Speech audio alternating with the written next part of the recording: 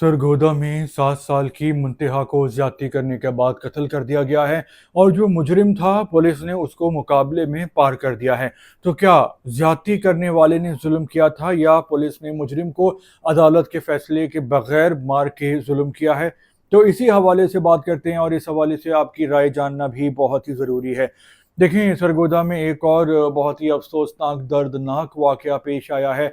7 साल की मुंतहा ज़ारा हैं जो कि थी, क्योंकि एक शख्स ने उसको हैंसिथी बना दिया।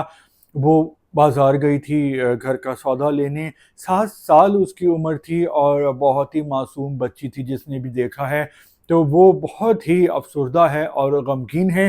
तो जो दुकान में उसके साथ एक वाकया पेश आ गया कि दुकानदार ने उसके साथ ज़्यादती करने की कोशिश की और उसके बाद पहचान के खौफ से उसकी जान ले ली। जब तलाश शुरू हुई तो उसके बाद मुंतहा की लाश दुकान से मिल गई और फिर पुलिस ने तहकीकात शुरू की और तलाश शुरू की मुजरिमान की।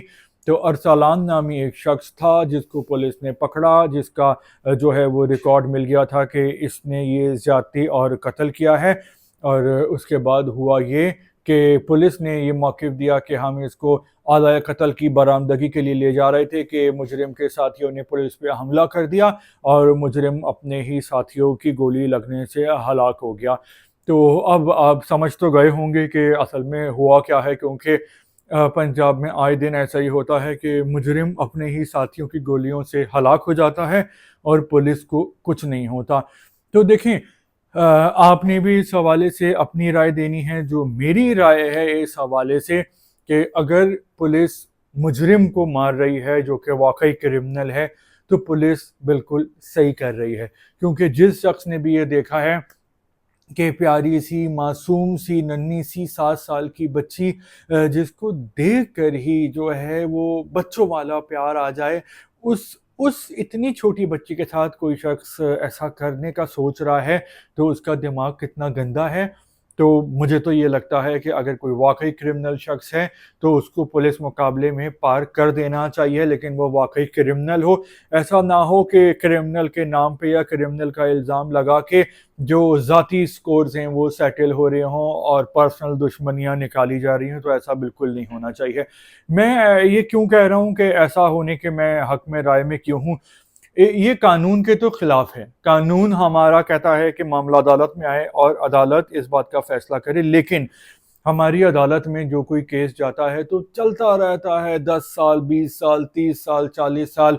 और क्रिमिनल्स को ये बात पता होती है कि वो अपनी ताकत से या पैसा इस्तेमाल करके छूट जाएंगे और कोई उनका बाल भी बिका नहीं कर सकेगा।